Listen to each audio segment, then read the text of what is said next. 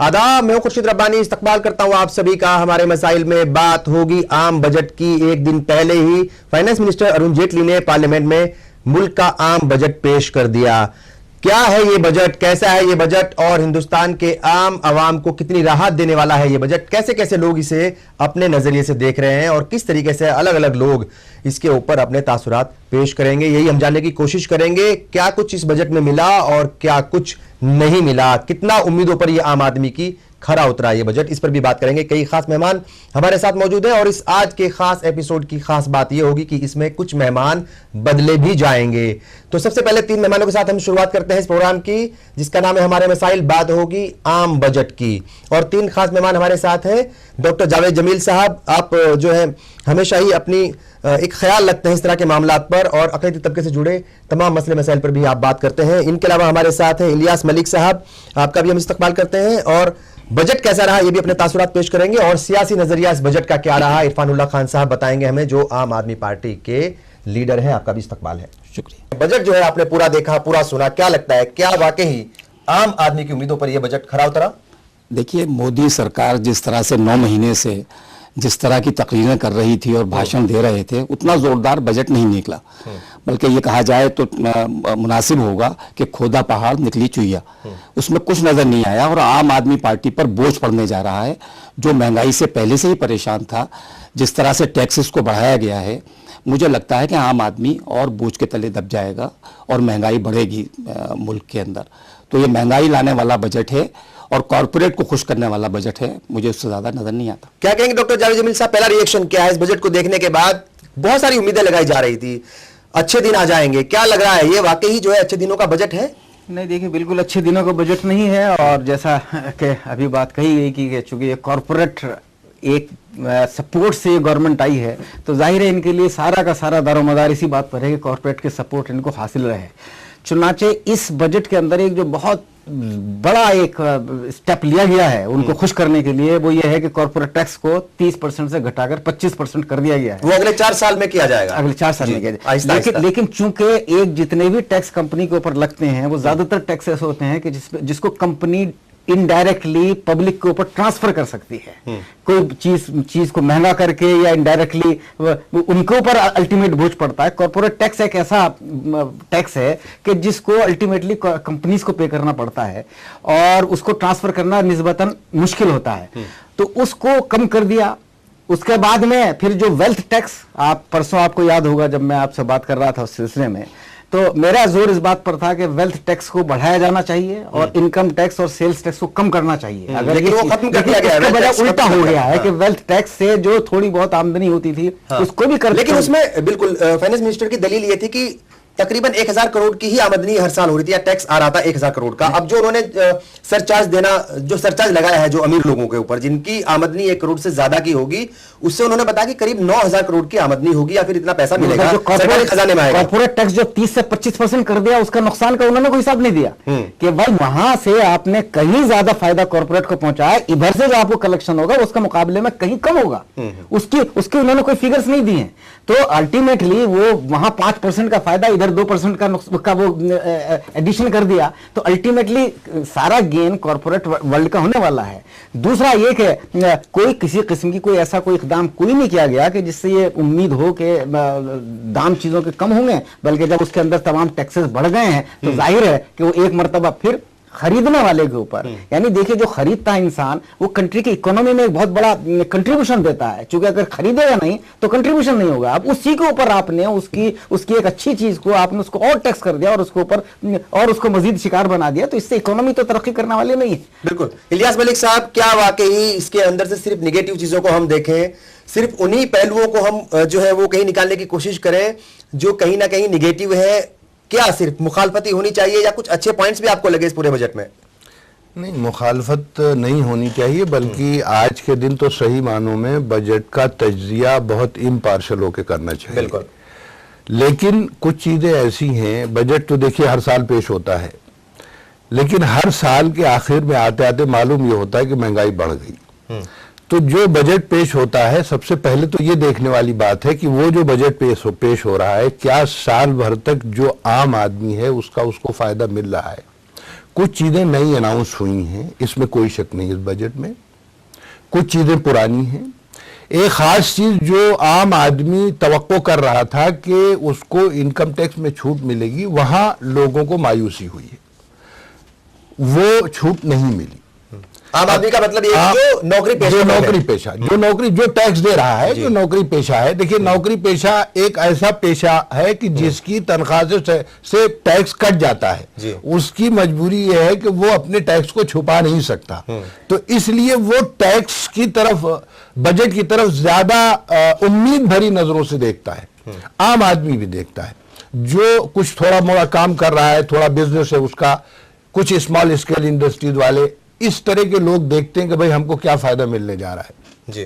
जो upper class है, corporate है, उनके ऊपर थोड़ा मोड़ा कोई बहुत ज्यादा फर्क नहीं पड़ता। फर्क तो देखिए आके आखिर में आम आदमी के ऊपर ही पड़ता है। दूसरी एक अहम बात अक़लियतों के ताल्लुक से जो एक अनाउंसमेंट हुआ है, जिसका अभी तक पूरी तरह वाज़ेह नहीं हुआ, वो नई मंजिल के नाम से एक अनाउंसमेंट हुआ है कि उसमें वो तालीम के लिए जो है वो एक स्कीम है और उसमें कुछ वो उसमें करेंगे। अब इसमें एक बात जो सबसे अहम है वो ये है कि पिछली जो अनाउंसमेंट अक़लियतों के ताल्लुक से होते रही हैं और जो अक़लियतों के ताल्लुक से बजट मुख्तस किए जाते रहे हैं, उनमें आखिर में ये मालूम होता है कि साहब ये बजट जो है ये बच जाता है, ये बजट पूरी तरीके से इस्तेमाल में नहीं आता, इसमें बहुत सारी दुश्वारियां आती हैं, बजट लैप्स होता है। तो सबसे ज्यादा अहम बात जो है वो ये है कि जो भी स्कीम है या जो भी स्कीमें हैं, उनको पहले इस चीज को यकीनी बनाया जाए कि वो स्कीमें जमीन पर पहुंचकर आम आदमी जिसके लिए, अक़लियतों के जिसके लिए वो बन रही हैं, उन तक उसका फायदा पहुंच रहा है कि नहीं पहुंच रहा है, उन तक उसका फायदा पहुंचना चाहिए। सिर्फ बजट में एलोकेट कर देने से न तो उसका फायदा उन लोगों तक पहुंचता है जो उसके मुस्तहिक है, जिनके लिए वो बजट एलोकेट किया जा रहा है। तो वो जो सिस्टम है, उस सिस्टम को भी एक बार सुधारने की जरूरत है, उसमें क्या क्या खामियां हैं उसको दूर करने की जरूरत है, ताकि जो बजट का एलोकेशन हो वो उस आदमी, आखिरी आदमी तक पहुंचे जिसके लिए वो बजट एलोकेट किया जा रहा है। तो बजट के साथ एक अहम बात जो है वो ये भी है कि हाँ, कि आज की तारीख में, क्योंकि देखिए बजट के दिन का बड़ा बेसब्री से लोगों को इंतजार होता है और लोग मुंतजिर होते हैं कि देखिए क्या बजट आ रहा है, और हर सेक्टर जो है, हर सेक्टर का आदमी, चाहे वो गरीब हो, अमीर हो, वो इंतजार में रहता है कि भाई मेरे लिए इस बजट में क्या है, और अगर उसके लिए कुछ नहीं होता तो वो मायूस होता है, और अगर उसके लिए कुछ होता है तो उसे उम्मीद होती है। लेकिन साल के आखिर आते आते पता ये चलता है कि साहब था तो मेरे लिए, अनाउंसमेंट भी हुआ था, लेकिन मेरे हाथ कुछ नहीं आया, मुझे फायदा नहीं हुआ। ये बात हो रही थी साहब, माइनॉरिटी की अगर हम बात करें, माइनॉरिटी तबका यहाँ पर है और उसके फलाह बहबूदी के जो काम होते हैं, जो स्कीम्स चलाई जाती हैं, उसके लिए इस साल भी वो बजट में जो है कुछ ऐलानात किए गए हैं। 3738 करोड़ रुपए का जो है बजट उसमें दिया गया है माइनॉरिटी मिनिस्ट्री को। आपको लगता है कि ये बजट वाकई जो है ऊंट के मुंह में जीरा वाली एक कहावत हम हमेशा से सुनते आए हैं, ये वैसा ही है? इतना बड़ा तबका है, इतने सारे लोग हैं माइनॉरिटी कम्युनिटी के, और उनकी फलाह बहबूदी के लिए सिर्फ 3738 करोड़ रुपए। देखिए 5,500 अरब रुपए के बजट में जी सिर्फ 3700 करोड़ रुपए माइनॉरिटीज को देना, जो कंट्री की आबादी का तकरीबन 15% है, उनको जाहिर है मजाक है। और लेकिन जैसा कि आप फरमा रहे थे इलियास साहब, कि वो जो दिया जाता है वो भी इस्तेमाल नहीं होता, और बजाय इसके कि अगर कुछ लैप्स हुआ है तो उसको अगले साल के बजट एलोकेशन में ऐड कर दिया जाए, तो नॉर्मली उसको उसकी जो कमियां हैं उनको दूर करने की कोशिश नहीं की जाती है। और वो जो एजुकेशन के नाम पर जो दिया गया है, जो नई चीजें आई हैं, अब उसको देखना है कि बस उसको किस तरीके से उसको इम्प्लीमेंट करने के रास्ते में कितनी कोशिशें की जाएंगी, और उसमें असल में उनका एजेंडा क्या है। क्योंकि जाहिर है कि मुसलमान माइनॉरिटीज जो हैं इस हुकूमत की जो पूरी जो कम्युनल एजेंडा है उससे कहीं ना कहीं खाइफ रहते हैं, तो उन्हें कोई भी स्कीम अगर माइनॉरिटीज के ताल्लुक से आती है तो उसमें भी वो कहीं ना कहीं देखते हैं कि इसके पीछे कोई छुपे हुए अजाइम तो नहीं है, शक-ओ-शुबा की निगाह से उसको देखते रहते हैं। तो जब तक वो चीज पूरी तरह सामने नहीं आएगी, उसके ऊपर किसी किस्म का भी कोई मस्बत या मनफी रद्द-ए-अमल करना आसान खान साहब, क्या लगता है आपको, ये जो दो अहम इशू यहाँ पर उठे हैं कि भाई ठीक है बजट तो एलोकेट कर दिए जाते हैं, लेकिन वो कितना खर्च, उस बजट का कितना हिस्सा खर्च हो पा रहा है, कितना नहीं, ये बहुत अहम सवाल है। कोई भी स्कीम हो, उसका अगर फायदा कोई कौम या कोई एक ग्रुप नहीं उठाएगा तो उस स्कीम का कोई फायदा नहीं है शुरू होने से या फिर जो है उसका ऐलान करने से। आपको लगता है कि ये जिम्मेदारी जो है ये कौम के उन लोगों की भी है जो बासलाहियत भी है, बाहैसियत भी है और बेदार है, जो समाज में आगे रहते हैं? देखिए, गवर्नमेंट को उसमें इन्वॉल्व करना पड़ेगा मॉनिटरिंग के लिए। मॉनिटरिंग के सतह पर बहुत ज्यादा कमजोरी है। देखिए, एडमिनिस्ट्रेटिव बाइस भी है, और जब वो पैसा सेंटर से स्टेट हुकूमत तक पहुंचता है, वहां जाकर भी काफी बड़े पैमाने पर एडमिनिस्ट्रेटिव लैप्सेस होते हैं, जिसकी वजह से लैप्स हो जाता है पूरा। मुझे लगता है जो माइनॉरिटी अफेयर मिनिस्ट्री है उसको बहुत ज्यादा मुतहर्रिक होना पड़ेगा, उसे मॉनिटर भी करना होगा और स्कीम्स भी लानी होंगी। देखिए, बजट जब आता है किसी मुल्क का तो उसमें उन मिनिस्ट्रीज को भी इन्वॉल्व किया जाता है, उनके प्रोजेक्ट्स आते हैं, तो असल जिम्मेदारी माइनॉरिटी अफेयर्स मिनिस्ट्री की है कि उनको स्कीम्स लानी चाहिए, स्कीम बतानी चाहिए, और उसके बाद अगर गवर्नमेंट उसमें बजट नहीं देती है तो मैं समझता हूँ वो हक बजानिब है कि वो कह सकते हैं कि उसमें बजट नहीं दिया गया। लेकिन जहां तक लैप्सेस का सवाल है वो सिर्फ इसी वजह से है कि इतने ज्यादा प्रॉब्लम्स हैं इम्प्लीमेंटेशन के वक्त में कि उसकी वजह से बजट लैप्स हो जाता है और वो उन स्कीमों तक पहुंच ही नहीं पाता है। और आसान करना होगा उन्हें चीज़ों को, जो रास्ते हैं उन्हें हमवार करने होंगे। वहाँ पर बड़ी अड़चनें आती हैं उन स्कीमों को इम्प्लीमेंट करने के लिए, वहाँ पर भी देखना होगा कि किस तरह के कवानीन बनाए जाएं, किस तरह के रूल्स रेगुलेशन बनाए जाएं, ताकि आसानी से वो पैसा उन स्कीमों तक पहुँच सके और वो इस स्कीम इम्प्लीमेंट हो सकें। ताकि जो बजट बड़े पैमाने पर लैप्स होता है, माइनॉरिटीज़ का सबसे ज़्यादा लैप्स होता है, मैं समझता हूँ सबसे ज़्यादा बजट अगर किसी का जगह किसी मिनिस्ट्री का होता है तो हम 2-3 सालों में देखने को मिला है कि वो माइनॉरिटीज़ अफेयर्स मिनिस्ट्री का है। तो मैं समझता हूँ ये बहुत ज़्यादा तशवीश का बाइस है। इसमें हुकूमत और दूसरी तंजीमें और खुद कम्युनिटी को भी आगे आना होगा ताकि वो बजट पूरी तरह से लग सके उनकी स्कीमों में। मॉनिटरिंग वर्किंग कमेटी एक बनाई थी पिछली मिनिस्ट्री ने, एक नेशनल मॉनिटरिंग कमेटी बनाई थी जिसका मुझको भी एक मेंबर बनाया गया था, और अब उसके बाद में 9 महीने से ज्यादा हो गए हैं, हमारे पास आज तक ये इत्तला नहीं है कि उस मॉनिटरिंग कमेटी की कोई दूसरी मीटिंग हुई नहीं, या कि उसमें कोई नए मेंबर नामजद किए गए हो, नया हुआ। तो यानी ये आलम है कि 9 महीने के अंदर उस मॉनिटरिंग कमेटी को किसी किस्म की कोई उनके साथ में कोई राबता ही नहीं है। तो इन हालात में आप समझ सकते हैं कि अगर वो कोई इस तरह की कोशिश होती भी है मॉनिटरिंग की, तो उसमें उसके तय मिनिस्ट्री कितनी लापरवाह है उसका अंदाजा इस बात से आप लगा सकते हैं। इलियास मलिक साहब, जो फाइनेंस मिनिस्टर थे अरुण जेटली, अपने जो बजट स्पीच थी उनकी बहुत सारी अहम बात उन्होंने कही। उन्होंने कहा कि महंगाई पर काबू पाना वो एक कहीं ना कहीं इस हुकूमत का एक बड़ा, उसकी सोच का या उसकी स्कीम्स का बड़ा हिस्सा है, उसके ऊपर जोर देगी महंगाई पर काबू पाने की, और जो ग्रोथ रेट है उसको डबल डिजिट में करने की बात उन्होंने कही है। बहुत सारी स्कीम्स जो है उन्होंने शुरू की हैं, अटल पेंशन योजना है और प्राइम मिनिस्टर की एक सुरक्षा योजना भी वो शुरू कर रहे हैं। तो इन स्कीम्स का फायदा वो हर तबके तक पहुंचे, जो बेदार तबका नहीं है, जो तबका बिल्कुल भी बेदार नहीं है, उन लोगों को किस तरीके से इन स्कीम्स से जो है या इन योजनाओं से जुड़ना चाहिए? देखिए, ऐसा है कि जो हुकूमत मौजूदा है इसका तो स्लोगन ही है भाई सबका साथ सबका विकास, और इनका कहना भी यही है। कल भी अपनी स्पीच में प्राइम मिनिस्टर ने ये बात कहा कि भाई 125 करोड़ भारतवासी, तो 125 करोड़ भारतवासी में तो गरीब भी आ रहा है, अमीर भी आ रहा है, वो तबका भी आ रहा है जो गांव में रह रहा है, वो भी आ रहा है जो शहर में रह रहा है, हर वो तबका आ रहा है। और ये स्कीमें जो लॉन्च की गई हैं या लॉन्च की जा रही हैं, इसमें देखिए 2 चीजें बहुत अहम हैं। अभी जो गुफ्तगू हुई उसमें भी, चाहे वो अक़लियतों के ताल्लुक से हो चाहे सारे आम आवाम की हो, क्योंकि बजट तो मोस्टली सबके लिए। उसमें एक चीज यह है कि हुकूमत की एक स्कीम बनती है।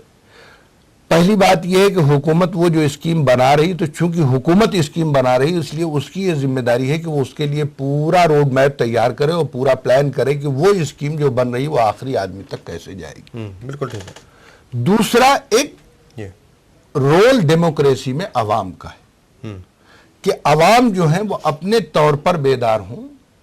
ये जो तमाम एनजीओज और सोसाइटीज का एक सिस्टम है जमहूरियत में, वो इसीलिए है कि वो उन स्कीमों को समझें, उन स्कीमों को वहां तक उन लोगों तक ले जाएं, उसको उसका फायदा उन लोगों तक पहुंचाएं। तो असल में चाहे वो अवाम एज ए होल सबका, पूरी पब्लिक का मामला हो, चाहे किसी खास तबके का मामला हो, जब तक के हम खुद बेदार नहीं होंगे अपने हुकूक के तय और अपनी जिम्मेदारियों की तय, दोनों साथ साथ चलता है। कभी कभी हम सिर्फ हक की बात करते हैं, अपनी जिम्मेदारी नहीं करते। जिम्मेदारी भी निभानी होगी, जिम्मेदारी भी निभानी पड़ेगी। और डॉक्टर जावेद जमील साहब, कई सारी जो है वो बहुत सारी स्कीमें वो लेकर के आए हैं, टैक्स का दायरा भी बढ़ाया गया है, और जो सैलरीड हैं उनका टैक्स स्लैब में कोई ज्यादा क्या बल्कि चेंजेस किए नहीं गए, बल्कि दूसरी तरीके से राहत देने की उनको जरूर कोशिश की गई है। अगर हम पहले नारों की बात कर लें या इनकी स्पीच की बात कर लें, उन्होंने कहा कि जो मरकजी हुकूमत है, मौजूदा मरकजी हुकूमत, उसके 3 बड़े उन्होंने काम गिनाए हैं कि जो बड़े अहम काम उन्होंने किए हैं या जो स्कीम्स चलाई हैं। जनधन योजना की बात उन्होंने कही है। उन्होंने कहा कि कोयला नीति जो है, कोयला नीलाम करने की जो नीति है उसमें पारदर्शिता वो लेकर के आए हैं, और स्वच्छता अभियान लेकर के वो आए हैं। और एक और अहम बात की उन्होंने कि गांव और शहरों के बीच की जो दूरी है, दूरी का मतलब जो विकास का में कहीं ना कहीं असमानता है, उसको भी वो बैलेंस करेंगे। क्या लगता है आपको, क्या वाकई ये जो योजनाएं हैं और ये जो बात उन्होंने कही गांव और शहरों के बीच का जो फासला है, इसको करने में इनको ज्यादा जो है वो आम लोगों का मदद तो जरूर लेनी पड़ेगी, आम लोगों की, लेकिन इसको करने में इनको बहुत ज्यादा संजीदगी भी दिखानी पड़ेगी? नहीं, संजीदगी तो दिखानी पड़ेगी, लेकिन संजीदगी कहीं है नहीं। देखिए, इस ऐसे मुल्क के अंदर के जहां पर एक 80% से ज्यादा आबादी गांवों में रहती हो, गांवों के ऊपर कोई तवज्जो नहीं है। किसी गांव के अंदर क्या कभी कम्युनिटी सेंटर्स बनाए गए? किसी गांव के अंदर क्या हेल्थ रिलेटेड कोई बड़ी क्लिनिक्स बड़े वो एस्टेब्लिश किए गए? जो PHCs गांव के अंदर मौजूद हैं वो भी ज्यादातर बहुत खस्ता हालात में हैं, और उनके दरमियान फासला बहुत है, उनकी सर्विसेज बहुत पुअर हैं। उस तरीके से कोई कोशिश नहीं की गई। गांव की जमीनों में और शहर की जमीनों में उनकी जो वैल्यू है उसमें एक जमीन आसमान का फर्क है। तो इतनी बड़ी मुश्किलात है गांव के लोगों के लिए। और दूसरी बात, जो बहुत सारी स्कीम है, जैसे जनधन योजना की स्कीम है, तो उसको मैं असल में आवाम की स्कीम मानता ही नहीं हूं। क्योंकि मिसाल के तौर पर अगर आज की तारीख में 12,000 करोड़ रुपया उसके अंदर जमा हुआ है, तो वो फिल वाकई उसकी हकीकत यह है कि जब बैंक पैसा जमा करता है तो अल्टीमेटली फायदा कॉर्पोरेट वर्ल्ड को होता है, क्योंकि उस पैसे को कॉर्पोरेट वर्ल्ड लोन ले लेता है, बड़े बड़े लोग लोन ले लेते हैं। तो उसका, लेकिन 12,000 करोड़ की कोई इतनी बड़ी तादाद कि कोई जो है वो कोई कॉर्पोरेट उसको लोन ले ले। तो इसका नजरिया जो है वो ये भी हो सकता है कि जो दूसरे लोग लोन लेने वाले हैं, आम लोग जो लोन लेते हैं, उनको भी फायदा हो सकता है इसका।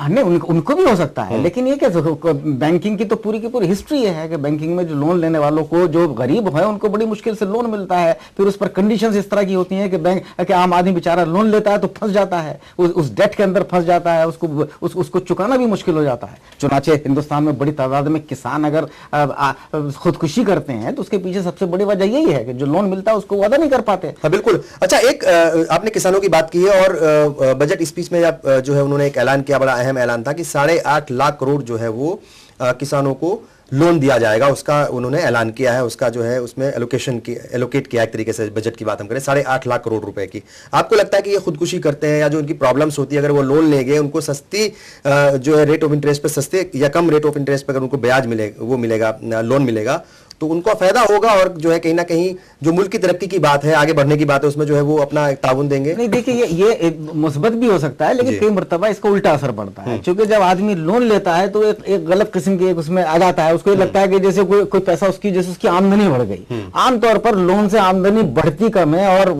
उसके ऊपर बोझ ज्यादा पड़ जाता है, वजन ज्यादा पड़ जाता है, अदा करना पड़ता है उसको। तो बजाय लोन देने के कोशिश इस तरह ये होनी चाहिए कि वहां उनकी आमदनी के जराए कैसे बढ़ाए जाए। अगर मिसाल के तौर पर जो पूरा अर्बनाइजेशन की स्कीम जितनी है, उसके बजाय अगर एक विलेजेस में अगर ये कानून बना दिया जाए कि मकान अगर आप गांव में बनाएंगे तो उसके लिए आपको स्पेशल लोन सिर्फ जब ही मिलेंगे जबकि आप शहर के बाहर गांव में मकान बनाएंगे, तो उन इलाकों में अब पूरे, यानी उनको और ज्यादा जो है वो तवज्जो देने की जरूरत है। बात हो रही है आम बजट की, कैसा रहा ये बजट, आम लोगों के लिए कितनी उम्मीदों भरा बजट रहा, इसी पर बात हो रही है। यहां पर वक्त हो गया एक ब्रेक का, और ब्रेक के बाद जब हाजिर होंगे तो कुछ नए मेहमान भी हमारे साथ जुड़े रहेंगे। आप भी हमारे साथ जुड़े रहिए और देखते रहिए हमारे मसाइल।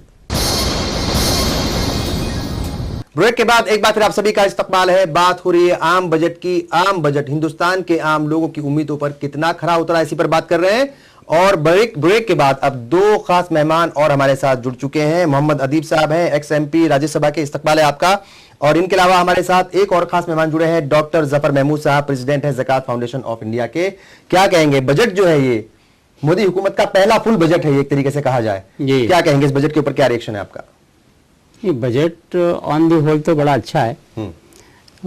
उसमें जो उन्होंने एक जनरल अपनी पॉलिसी रखी है मुल्क को फास्ट ट्रैक के ऊपर करने के लिए, उसके लिए जो बेसिक इंफ्रास्ट्रक्चरल रिक्वायरमेंट्स हैं और जहाँ जहाँ फोकस होना चाहिए, और जो कि बीजेपी के मैनिफेस्टो में अब तक रहा है और उन्होंने जगह जगह उसको अनाउंस भी किया है, तो उस हिसाब से तो उम्मीद अफजा है बजट, अगर आप ऑन द होल देखेंगे। लेकिन ये कि जो यानी कि अगर आप फाइनेंस मिनिस्टर की पूरी स्पीच सुनेंगे तो उसमें से अगर ये निकाल दिया जाए कि अगर कोई तबका ऐसा है जो कि पीछे चल रहा है, जैसे शेड्यूल कास्ट है, तो शेड्यूल कास्ट के बारे में तो रिकॉग्नाइज है मामला कि बहुत पीछे से चल रहा है बहुत दिनों से, और आज़ादी के बाद से उनके लिए रिजर्वेशन है, तो अभी भी 50-60 हज़ार रुपये करोड़ 50,000 करोड़ रुपए अलग से, जबकि उनकी पॉपुलेशन 22% ही है कुल रहूँ। लेकिन ये कि अभी कुछ दिन पहले सच्चर कमेटी मिश्रा कमीशन से अपॉइंट होकर के जा चुके हैं और उन्होंने बता दिया कि वो शेड्यूल कास्ट से भी पीछे है मुसलमान, तो जबकि मुसलमान जो है गवर्नमेंट खुद ही कह रही है, मर्दमशुमारी कह रही है कि 14% है, तो 22% और 14% तो कम से कम 2/3 उसका रखो। मगर ये कि वो एक खानापुरी के लिए माइनॉरिटी अफेयर्स मिनिस्ट्री को कायम रखना है तो एक 3800 करोड़ रुपए उसके रखने हैं, एक भीख देने के तौर के ऊपर वो चल रहा है पकड़ा।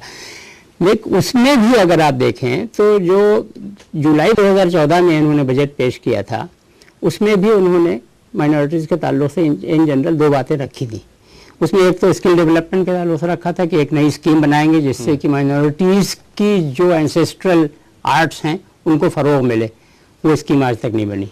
और उसका जिक्र भी जो है इस बार नहीं किया गया। एक नई स्कीम की बात उन्होंने की, नई मंजिल की, जहां पर नौजवान तबके के जो है उनको तालीम के मैदान में आगे बढ़ने की बात कराई जाएगी। और जो बात है मदरसे की, मदरसे के लिए उन्होंने दूसरा पॉइंट कहा था 100 करोड़ रुपए दे रहे हैं वगैरह, जबकि मदरसा मॉडर्नाइजेशन के लिए वो कुछ समझ में नहीं आया, इस वजह से कि मदरसा मॉडर्नाइजेशन तो 1996 से चला आ रहा है और हर साल ह्यूज बजट उसके लिए होता है। तो मिनिस्टर अभी आपके पास आने के पहले मैं मिनिस्ट्री ऑफ माइनॉरिटी अफेयर्स के रास्ते में वेबसाइट देख रहा था, तो उसमें 2013-14 तक की तो फिगर्स पूरी दी हुई हैं कि साहब 14,800 मदरसों को की मदद की गई, scheme for providing quality education in madrasas, ये नाम SPQM वगैरह है और बहुत सारी, तो उसको की गई और 182 करोड़ रुपया खर्च किया गया 2013-14 में, और 35,000 टीचर्स को तनख्वाहें दी गई वगैरह वगैरह।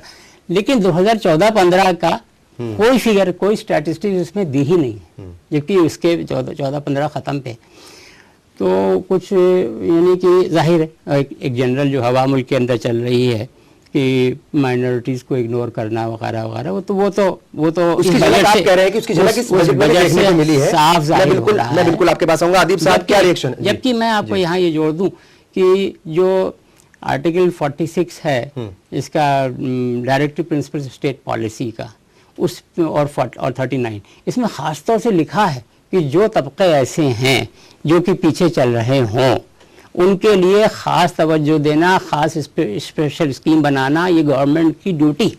बिल्कुल सही है, वो भी ड्यूटी नहीं निभाई जा रही, वो ड्यूटी नहीं निभाई जा रही और कहीं ना कहीं जो है वो मायूसी हाथ लगी है, ये कहना इनका अक़लियती तबके के हाथों जो है वो मायूसी हाथ लगी है। लेकिन हिंदुस्तान के आम लोगों को क्या लगा, क्या उनकी उम्मीदों पर ये वाकई बजट जो है खरा नहीं उतर पाया, क्या कहेंगे?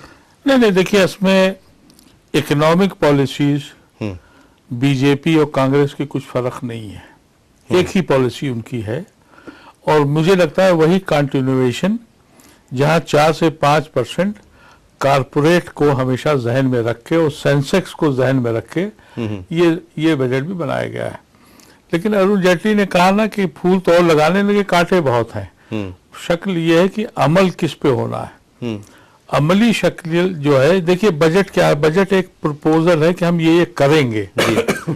अब आसमान नीचे ले आएंगे और तारों को ला के यहाँ गुस्ल कराएंगे, ये सब होता रहेगा। अमल होता क्या है? वो स्वच्छ अभियान के तहत वो कहा था उन्होंने कि हम वो बनाएंगे स्वच्छ शौचालय या क्या जो टॉयलेट्स। उन्होंने बताया है कि 50 लाख टॉयलेट जो है वो बने हैं 2014-15 में, 15 लाख जो बनाने 9 करोड़ जी 9 महीने में टॉयलेट बने, हाँ बने हैं और 6 करोड़ बनाने हैं। नहीं, 9 महीने में तकरीबन 1 साल में तो बने हैं 12% जाके। कैसे बन जाएंगे? अमली शक्ल तो ये है। जहां तक अभी आपने जैसे डॉक्टर जफर महमूद साहब से सवाल किया माइनॉरिटी से मुताल्लिक, देखिए बार बार इनका नारा है सबका साथ सबका विकास। जो कम्युनिटी सबसे पीछे है उसका कोई अमल दखल नहीं है जितनी कम्युनिटीज को दिया गया, या तो ये कह देना चाहिए कि भाई माइनॉरिटीज का हमारे पास खाका नहीं है। ये 3800 फलाने 3200 300 800 बढ़ा के मैं समझता हूँ कि ये हम लोगों को तो सोचना ही नहीं है कि हमारे लिए कुछ हुआ है, लेकिन अमली तौर पर मैं ये समझता हूँ कि इसमें जो वायदे हैं वो वही दस्तूर एक चला रहा है पिछले कई सालों से। सवाल ये है कि इस मुल्क में जो चीज़ आम हो गई, मिसाल के तौर पर टेलीफोन आम हो गया, इंटरनेट बच्चा बच्चा सीखने लगा, उस सब की कीमतें बढ़ा दी आपने। आज एक स्कूल का बच्चा अपने सारे टेलीफोन पर नेट पे रहता है, वो उसकी कीमत बढ़ गई, कोई पूछ नहीं रहा। कह रहे हैं कि हमने वेल्थ टैक्स हटा दिया, लेकिन 5% वहां कम कर दिया, कारपोरेट के ये भाला कर दिया। तो ये लेकिन वेल्थ टैक्स हटा करके उन्होंने सरचार्ज लगा दिया ना, 2% जी 2% लगा दिया, और उससे कहा कि 9,000 करोड़ की आमदनी होगी, 9,000 करोड़ की आमदनी होगी, लेकिन उसके बाद जो उन्होंने उसका जो 30 से 25 कर रहे हैं वो अगले 4 साल में होगा वो। तो ये कहने का मतलब ये कि वो कारपोरेट को कुछ नहीं करना है।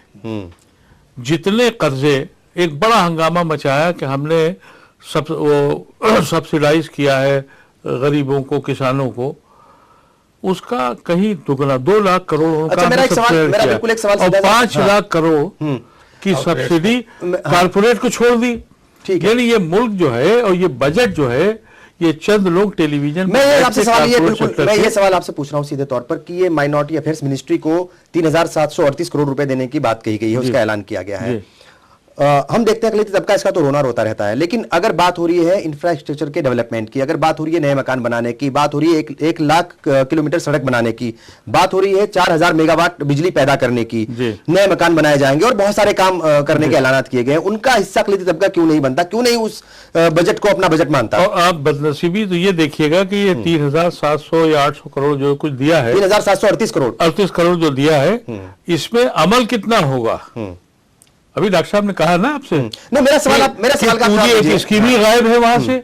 ये अभी अगला बजट आएगा, फिर कह देंगे कि 3,800 के बजाय 4,000 कर दिया, लेकिन अमली तौर पर खर्च कितना होगा, नियत क्या है? लेकिन सर ये जिम्मेदारी कहीं ना कहीं आप लोगों की भी तो है, जो जिम्मेदार लोग हैं, समाज के जिम्मेदार लोग हैं। मैंने इस सवाल जो उनसे किया था, मैं आपसे भी वही सवाल कर रहा हूं कि भाई ये 3,738 करोड़ रुपए को आप छोड़ दीजिए, बाकी जो बजट है, पूरा बजट जो है वो, उसका हिस्सा जो है वो अकलियती तबका क्यों नहीं बनता, या उसको अपना बजट क्यों नहीं मानता? अगर 4,000 मेगावाट बिजली पैदा होगी, अगर 6 करोड़ या 5 करोड़ मकान बनाए जाएंगे या 4 करोड़ मकान बनाए जाएंगे, अगर 2022 तक हर एक फैमिली से एक आदमी को नौकरी दी जाएगी, तो उसका हिस्सा क्यों अपने आप को नहीं मान रहा है वो? नहीं, मैं आपकी इसका सवाल बिल्कुल समझता हूँ और उसका जवाब भी बिल्कुल क्लियर है जी।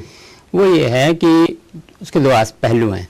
एक तो ये कि बिल्कुल सही बात है कि जो प्रॉस्पेक्टिव बेनिफिशियरीज हैं, in this case minorities, specially Muslims, उनकी जो कम्युनिटी है, उनके जो लीडर्स हैं, उनके जो एक्टिविस्ट्स हैं, उनकी जिम्मेदारी बनती है, ज्यादा जिम्मेदारी, जी हाँ, यकीनन बनती है। उसमें भी मामला पीछे चल रहा है, ये बात बिल्कुल सही, अपनी जगह सही है कि हम जो है वो पिछली बार हम लोग मौजूद थे दूसरी जगह टीवी में, उसमें इस तरह की शिकायत ज्यादा करते हैं और हम खुद कुछ नहीं करते। चूंकि अभी भी कहा था कि अपना जो है हक तो मांगते हैं, लेकिन अपना फर्ज अदा नहीं करते। वो बात अपनी जगह सही है। एक मिनट, ये एक पहलू है जी। हाँ, दूसरा पहलू, सच्चर कमेटी ने साफ कहा है, बताया है कि साहब मुसलमानों के खिलाफ तासुब और डिस्क्रिमिनेशन होता है।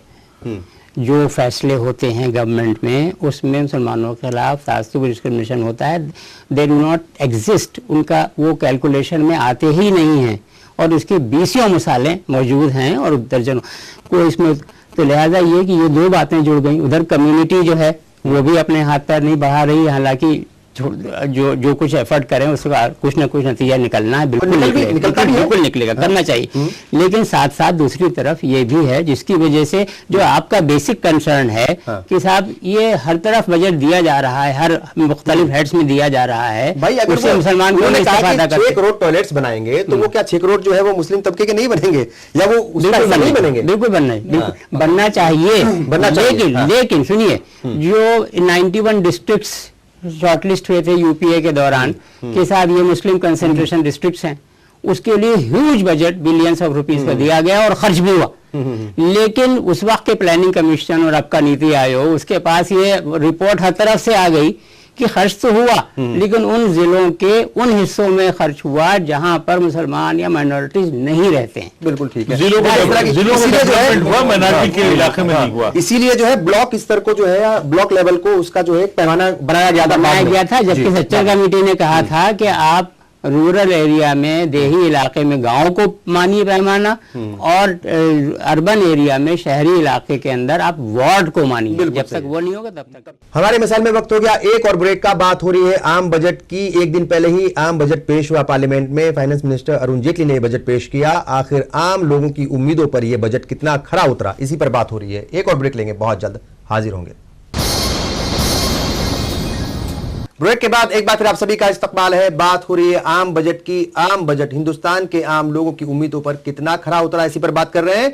अच्छा, ये जो सवाल हम कर रहे थे कि भाई ये इतनी सारी स्कीम्स होती हैं, उसका हिस्सा क्यों नहीं बनते? क्योंकि अगर एक नई स्कीम उन्होंने शुरू की है, अटल पेंशन योजना, और उसके अलावा जो है वो जनधन योजना के तहत वो अकाउंट खोले जाएंगे और सिर्फ 12 रुपए के सालाना प्रीमियम पर 2 लाख रुपए का जो है वो एक्सीडेंट कहीं ना कहीं क्लेम लिया जा सकता है। तो ये अकलियती तबका इन स्कीम्स का भी हिस्सा बने, इसके लिए जो है आपको क्या लगता है कि किस तरीके से काम करने की जरूरत है? जैसे डॉक्टर साहब ने कहा, उसके लिए बेदारी लाने की जरूरत है और कम्युनिटी को भी आगे आना पड़ेगा। और इम्प्लीमेंटेशन के वक्त मुझे लगता है कि मॉनिटरिंग की सख्त जरूरत है, जिसमें कम्युनिटी को इन्वॉल्व करना चाहिए। माइनॉरिटी अफेयर्स मिनिस्ट्री का काम है, और बड़ी डिमांड्स के बाद ये माइनॉरिटी अफेयर्स मिनिस्ट्री बनी थी। चारों तरफ से डिमांड होती थी कि माइनॉरिटी अफेयर्स मिनिस्ट्री बननी चाहिए। माइनॉरिटी अफेयर्स मिनिस्ट्री बनने के बाद उसकी क्या कारकर्दगी है, उसका क्या अपना रोल है, वो भी तो बहुत ज्यादा वो सवालिया निशान है। उस पर भी उन्हें भी बहुत मुतहर्रिक होना पड़ेगा और बहुत मजबूती से उन स्कीम्स को इम्प्लीमेंट कराना पड़ेगा और कम्युनिटी को इन्वॉल्व करना पड़ेगा। उसमें एनजीओज को इन्वॉल्व करें, कम्युनिटी को इन्वॉल्व करें, तंजीमें उन्हें इन्वॉल्व करें। तो मैं समझता हूं कि शायद इम्प्लीमेंटेशन होगा, और जो बायस्ड है या जो एडमिनिस्ट्रेटिव बायस है या सरकारों के जरिए बायस है, मुझे लगता है वो काफी हद तक दूर हो सकता है। जहां तक आम बजट की बात है, तो आम बजट तो 1947 से लेके आज तक आया है, वो सभी के लिए है। लेकिन एक कम्युनिटी इतना क्यों पिछड़ गई उस बजट के रहते हुए, तो मैं समझता हूं उस पर भी देखना चाहिए, सोचना चाहिए, काम करने की जरूरत है कि क्या वजह रही कि वो स्कीमों का वो फायदा नहीं उठा पाए। कम्युनिटी कहाँ जिम्मेदार है और गवर्नमेंट हुकूमतें कहाँ जिम्मेदार हैं, उसका भी तजिया करना चाहिए और असेसमेंट करना चाहिए। उसके बाद कोई ना कोई ब्लूप्रिंट सामने आना चाहिए कि माइनॉरिटीज की स्कीम को किस तरह से इंप्लीमेंट किया जाए, भरपूर फायदा उन्हें कैसे पहुंचे, उस पर भी कम्युनिटी को काम करके एक ब्लूप्रिंट देना चाहिए मुल्क के सामने। ये जो एक तो सर्विस टैक्स का दायरा बढ़ाने की बात जो है वो शायद हो रही है, और सर्विस टैक्स को बढ़ा दिया गया है, वो 12.36% से जो है 14% कर दिया गया है, और 2% उसमें लगेगा क्लीन इंडिया का, एक तरीके से जो इनकी स्कीम है क्लीन इंडिया की, उसका भी लगेगा, तकरीबन 16% ये हो जाएगा। आपको लगता है कि ये सभी के ऊपर एक नया बोझ पड़ गया है? महंगाई, जैसा आपने भी कहा था कि जो बच्चे हैं जो मोबाइल चलाते हैं, खासतौर से स्टूडेंट्स हैं या जो गरीब तबका है वो भी उसको इस्तेमाल करता है, उसका जो है असर उसके ऊपर भी पड़ेगा।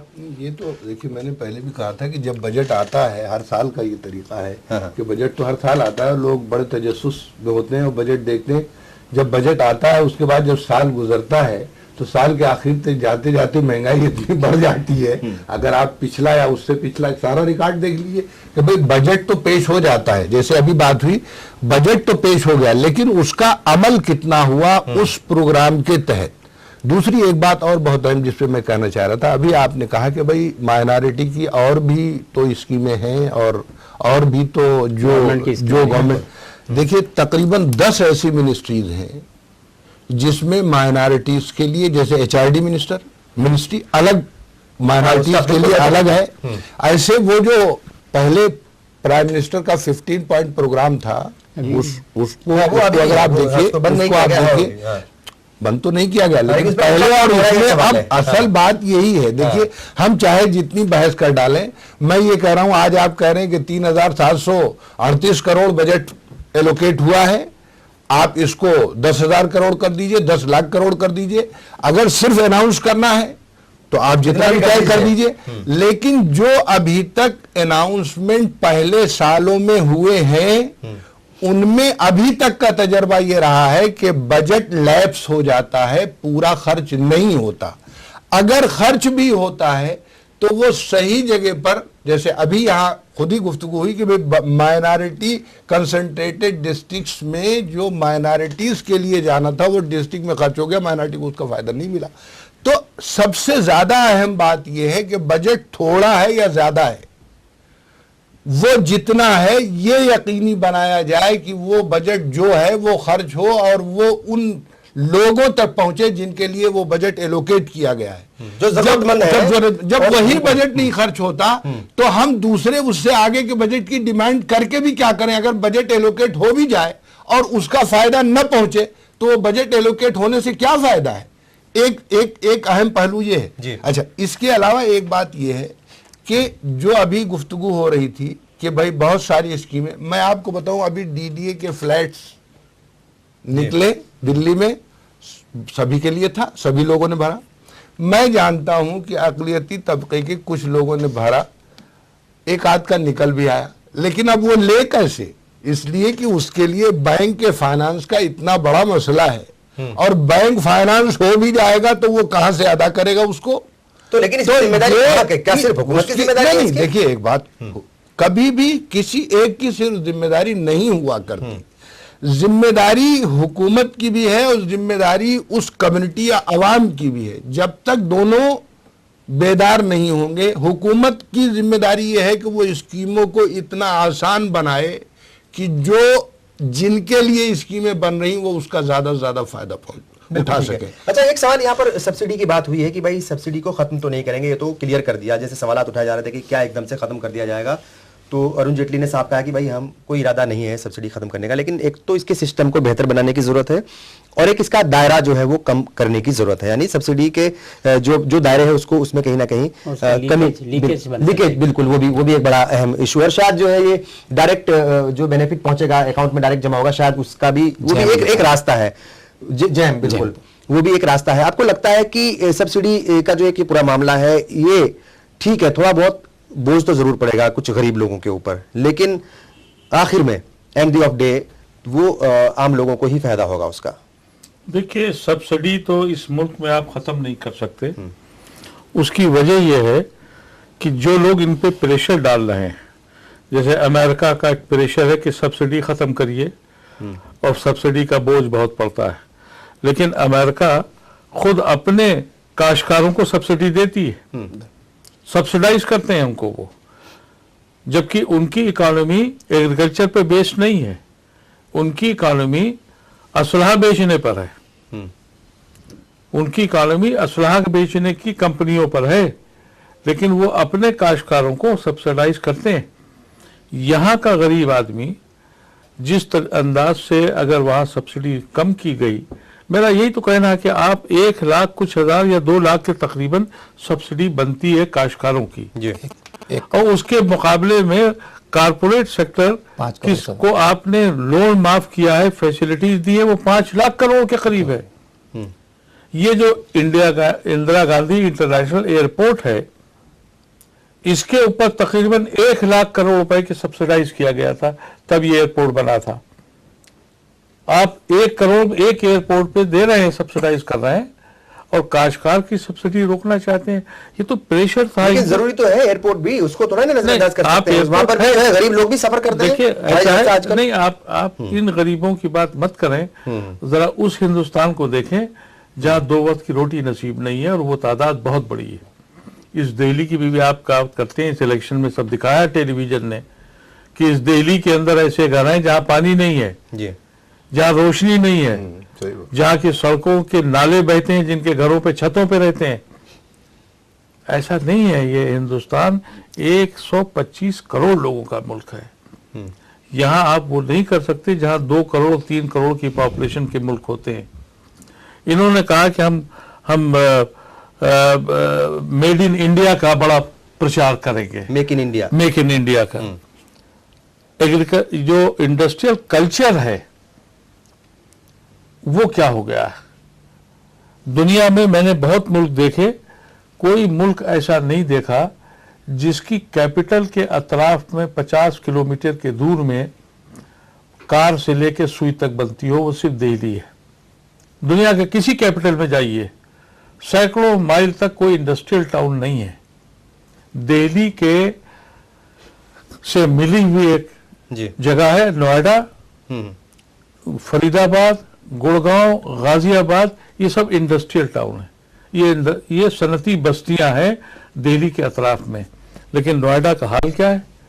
नोएडा का पूरा नाम है, नोएडा का पूरा नाम है new Okhla industrial development authority.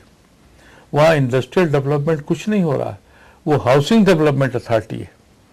वहाँ मकान बेचे जाते हैं, वहाँ जमीन की कीमतें बढ़ाई जा रही हैं।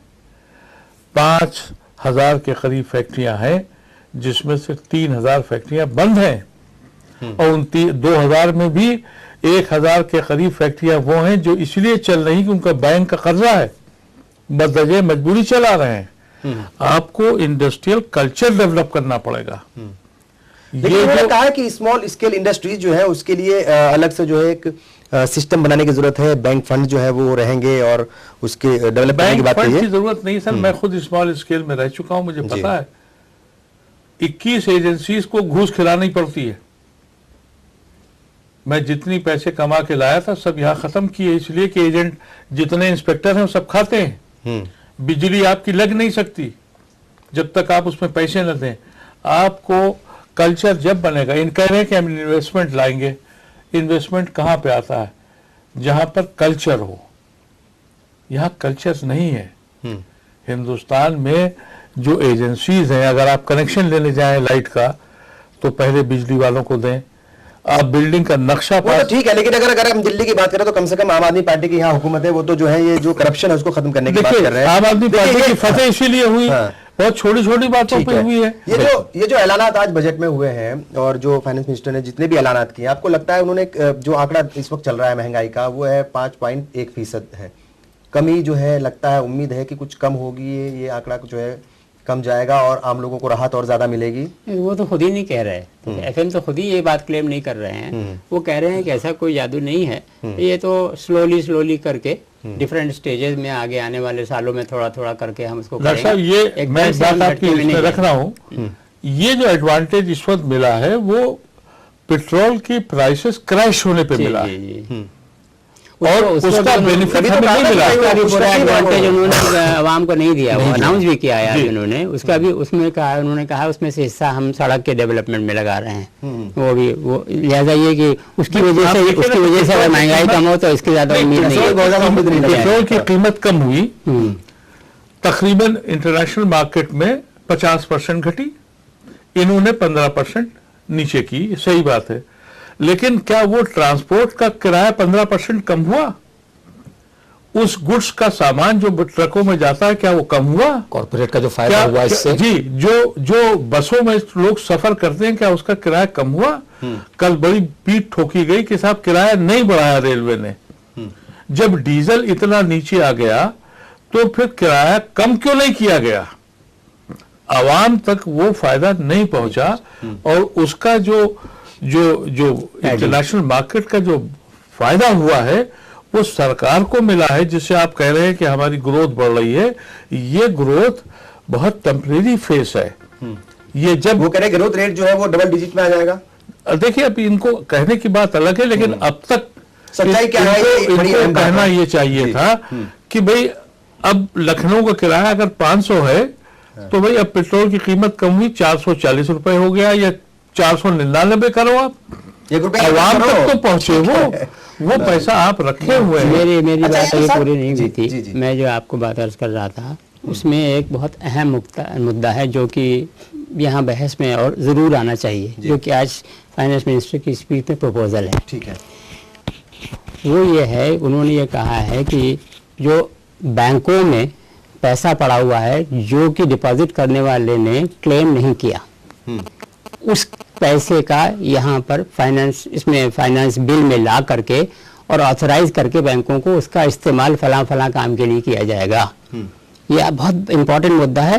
ये खास ताल्लुक इसका मुस्लिम कम्युनिटी से है, चूँकि मुसलमान इंटरेस्ट नहीं लेते, लिहाजा ये कि हमारी रिसर्चर कमेटी जो थी उसके एक मेंबर थे टीके उमन साहब, सोशोलॉजिस्ट मशहूर, उन्होंने रिपोर्ट किसके सामने पेश की थी, रिसर्चर कमेटी के सामने डेलिब्रेशन दौरान, किससे वो केरला के थे, कि सिर्फ केरला में उस वक्त तक 2005 तक 86,000 करोड़ रुपए मुसलमानों का बैंकों में जमा था अनक्लेम्ड, सिर्फ केरला स्टेट में। लेकिन ये बात जो है, ये जिम्मेदारी में बिल्कुल यहाँ एक बात पूरी नहीं, अच्छा वक्त हो रहा है, ये बड़ा अहम मुद्दा है, बिल्कुल इसके और बड़ा ऊपर अहम डिस्कस मुद्दा करना। भी है और इसमें जिम्मेदारी जो है आप लोगों की, आपको बहुत अवेयर करना पड़ेगा। नहीं, बात हो रही है बजट की, ये बजट जो है आम लोगों की उम्मीदों पर कितना खरा उतरा, इसी पर हम बात कर रहे हैं। एक और ब्रेक लेंगे, हम बहुत जल्द हाजिर होंगे।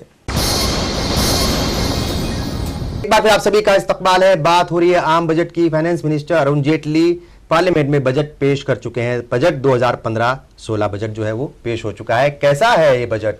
आम लोगों की उम्मीदों पर यह बजट कितना खरा उतरा है? अक़लियती तबके के क्या मसले मसाइल हैं और क्या इस बजट से अक़लियती तबके के मसले मसाइल हल होंगे? इस पर भी बात करें। 4 खास मेहमान स्टूडियो में हमारे साथ मौजूद है।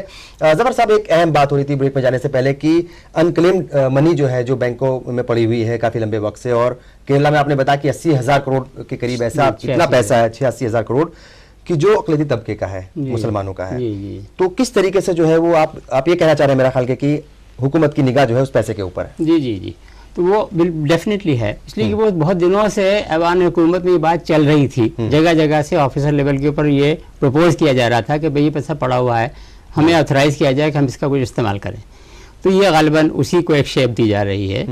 तो एक तो ये कि इसके ऊपर गालिबन फाइनेंस मिनिस्टर को स्टेटमेंट देना चाहिए कि ये जो टोटल पैसा है वो कितना पैसा है जो कि अनक्लेम्ड डिपॉजिट है बैंकों में। उसके अलावा उसमें बिल्कुल साफ बात है, उसमें कोई ढकी छुपी बात नहीं, उसमें से ओवरवेलमिंग मेजॉरिटी जो बड़ा अमाउंट है वो मुसलमानों का है। हो सकता है 100% हो सकता है 90% हो सकता है 85% हो, लेकिन बहरहाल तो वक्फ का जैसा हाल किया गया है इस मुल्क में, वैसे ही वैसे वो ना हो कि सब मुसलमानों का पैसा और मुसलमानों के लिए अवेलेबल नहीं है। हालांकि उन्होंने हल्का सा एक इशारा दिया है, अगर मैंने सही सुना फाइनेंस मिनिस्टर की स्पीच को, उसमें उसके बाद ही फौरन उन्होंने एक बात कही कि एक integrated education and livelihood scheme for minorities भी बनाई जानी है। जी, अगर वो ये कर रहे हों, पहले पैसे का इस्तेमाल वहां कर रहे हैं, उस पैसे का इस्तेमाल वहां कर रहे हैं और वाकई माइनॉरिटीज को इससे फायदा हो तो किसी हद तक जवाज बनता है। लेकिन इसके ऊपर आवाम को भी बहुत ज्यादा अलर्ट रहने की जरूरत है और फाइनेंस मिनिस्टर को इसके ऊपर बिल्कुल क्लियर आना चाहिए। और मैं मेंबर्स ऑफ पार्लियामेंट से भी ये रिक्वेस्ट करूंगा कि वो सवाल ये पूछें और उनको कमिट करवाएं कि ये जो पैसा है आप बता रहे हैं corpus of unclaimed deposits in the banks, वो पैसा कितना है और किस कम्युनिटी का पैसा है वो। बिल्कुल ठीक है। और लेकिन इसमें कहीं ना कहीं आप लोगों को जो जिम्मेदार हैं उनको भी जो है वो अपना रोल अदा करने की जरूरत है। आप इस्लामिक बैंकिंग की बात कर रहे थे, क्या लगता है आपको ये जो इस तरह की चीजें हैं जो शक व शुबा पैदा होते हैं और वो इंटरेस्ट लेना नहीं लेना, बहुत तरह की चीजें हैं अगले तबके की, अपने जो है उसका पर्सनल लॉ है उसके तहत वो जिंदगी अपनी गुजर बसर करता है, आपको लगता है कि इस्लामिक बैंकिंग के ऊपर भी जो है बात होनी चाहिए? अब वक्त आ गया है, ये सवाल जो है जो डॉक्टर साहब ने बात कही उन्होंने थोड़ा एहतियात के साथ कहा कि इसमें ज्यादा पैसा मुसलमानों का है। हकीकत में ये वो सब पैसा है जो एज ए इंटरेस्ट जमा होता गया और इंटरेस्ट पे इंटरेस्ट मिलता गया।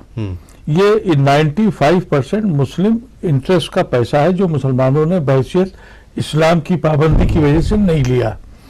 और केरला में क्योंकि बाहर के बहुत लोग हैं और वहां पर इसका बहुत पाबंदी है, ये पूरे हिंदुस्तान में है। इसके लिए पिछले कई सालों से एक मुहिम चली और इसमें इस्लामिक वर्ल्ड बैंक के जो चेयरमैन आए उनसे भी हम लोगों की मीटिंग हुई और फिर हम लोग प्रणब मुखर्जी उस वक्त फाइनेंस मिनिस्टर थे और उन्होंने कहा, जब प्रणब मुखर्जी ने कहा कि हमको 3 ट्रिलियन रुपया चाहिए अगले 5 ईयर प्लान के लिए, तो उस वक्त हम लोगों ने यही कहा था और बल्कि जो इस्लामिक बैंक के चेयरमैन आए थे उन्होंने कहा था कि अगर आप इस्लामिक बैंक को इजाजत दे दें तो ये रुपया हम आपको दे देंगे। लेकिन अगर ये बात सही है कि वो कह रहे हैं कि हम किसी कॉलेज में लगाएंगे, ये भी एक डिमांड थी पिछले 3 साल से, तो मैंने ही पार्लियामेंट में उठाया था कि इस्तेमाल वहां कर दिए हिंदुस्तान में जितने भी माइनॉरिटी के स्कूल्स हैं, कॉलेजेस हैं, सिसक रहे हैं फाइनेंशियल एड के लिए, उनको आप डायरेक्ट फंड करिए। अगर वो उन स्कूलों को, उन कॉलेजेस को जो हर जिले में एक ना एक, जब मुसलमानों की कुछ हैसियत थी तो उन्होंने हर जिले में एक इस्लामिया स्कूल जरूर बनाया था। बिल्कुल ठीक है। अच्छा, एक अगर आप उसको फंड कर दें तो हम समझते हैं कि बहुत बड़ा काम ये मिनिस्टर का। इसका ताल्लुक, ये अभी टॉपिक खत्म नहीं हुआ, इसका ताल्लुक जैसे अदीब भाई फरमा रहे हैं इससे है कि मुल्क में बहुत दिनों से हर तरफ से ये डिमांड उठ रही है जो इसका नाम इस्लामिक बैंकिंग है कि साहब एक्चुअली वो इंटरेस्टलेस बैंकिंग है। तो इंटरेस्टलेस बैंकिंग की फैसिलिटी एक विंडो बैंक में होना चाहिए। अभी कुछ दिन पहले, एक महीना भर, 1.5 महीना पहले, स्टेट बैंक ने एक नया बाकायदा प्रपोजल दिया और स्कीम बना दी, और वो स्कीम लॉन्च होने जा रही थी बिल्कुल आखिर वक्त के ऊपर। अब पता नहीं कहाँ से ऑब्जेक्शन आया, अंदर जाकर के वो उसमें भी आरटीआई के जरिए मालूम किया जा सकता है। बहरहाल वो आखिर वक्त में वो शेल्फ हो गई, वरना वो एक विंडो ऑफ अल्टरनेटिव विंडो एक देने जा रहे थे। जाहिर है उससे मुसलमानों को फायदा होता और लोग भी फायदा कर सकते थे कि भाई आप अगर एक इंटरेस्टलेस अपना इन्वेस्टमेंट करना चाह रहे हैं और शरीयत के हिसाब से एक बास्केट तैयार करके उसके जरिए करना चाह रहे हैं, तो वो स्टेट बैंक पूरी, वो आज भी मौजूद है वो वेबसाइट के ऊपर। तो कहाँ ये बात हो रही थी कि मुसलमानों को फैसिलिटीज दी जाएं ताकि उनका पैसा जाया ना हो इस तरह से। वो तो रुक गया, वो तो हुआ नहीं। उसके हालांकि वो अब आना चाहिए था बजट में, उसके बजाय उल्टा मामला कि साहब आपका जो कुछ पैसा, चूंकि आपको ये इस्लामिक बैंकिंग फैसिलिटी नहीं दी जा रही है, इंटरेस्टलेस बैंकिंग की, उसकी वजह से आपका पैसा जमा है, आपका जमा है, वो पैसा भी गवर्नमेंट अब इस्तेमाल कर लेगी। ठीक है, और इसके ऊपर कहीं ना कहीं आप लोगों को आवाज उठाने की जरूरत है, मुझे लगता है। हम इसके दूसरे पहलुओं पर भी बात कर लें। बजट के विमेन सेफ्टी के ऊपर जो है वो बात की गई है, और निर्भया का जो फंड है उसके लिए जो एलोकेट फंड किया गया था, उसमें 1000 करोड़ की जो है वो इजाफा किया गया है, 1000 करोड़ का। आपको लगता है कि विमेन सेफ्टी एक बड़ा इशू है इस मुल्क के लिए, न सिर्फ दिल्ली के लिए बल्कि मेरा ख्याल के मुल्क के कोने कोने के लिए विमेन सेफ्टी के ऊपर काम होना चाहिए? कितनी उम्मीदें हैं कि ये फंड बढ़ा दिया है इससे विमेन सेफ्टी में जो है, या फिर माइंड सेट जो है वो कहीं ना कहीं बदलने की जरूरत है? क्योंकि विमेन सेफ्टी में जो है माइंड सेट और जो एक सोच है वो बहुत काम करती है। देखिए, सबसे ज्यादा हम तो वही है कि माइंड सेट बदलना चाहिए, और जो समाज में खराबियां आ रही हैं, बुराइयां फैल रही हैं, उनको खत्म होना चाहिए समाज के लेवल पर। और पुलिस को जवाबदेही होनी चाहिए। पुलिस जवाबदेह नहीं है। पुलिस में जो खौफ और डर होना चाहिए हुकूमत का, वो बिल्कुल नहीं है। उसी की वजह से सारे क्राइम्स होते हैं, और वो वीमेन के साथ भी हो रहे हैं। दिल्ली का ये मामला ले लीजिए कि यहाँ पर दिल्ली सरकार के पास पुलिस नहीं है, और जब जवाबदेही की बात होती है, चीफ मिनिस्टर से कहा जाता है कि साहब देखिए वीमेन रेप हो रहे हैं और इस तरह की घटनाएं हो रही हैं, इस तरह के वाकयात हो रहे हैं। तो मैं समझता हूं कि स्टेट्स को भी एम्पावर करना चाहिए। जैसे दिल्ली जैसी जगह में अगर पुलिस दिल्ली के पास नहीं है, कैपिटल है, तो मैं समझता हूं कि वहां पर इस तरह के क्राइम तो बढ़ेंगे ही, क्योंकि जवाबदेही है ही नहीं पुलिस की। बिल्कुल सही है। जवाबदेही किसे, होम मिनिस्टर ये सवाल सिर्फ दिल्ली का नहीं है, दिल्ली के आसपास के जो स्टेट्स हैं, अगर आप हरियाणा की बात कर लीजिए, अगर आप उत्तर प्रदेश की बात कर लीजिए, दूसरे जो सूबे हैं, सभी जगह ऐसा कुछ हो रहा है। और किसी भी जगह आप चले जाइए, विमेन सेफ्टी के ऊपर काम करने की जरूरत है।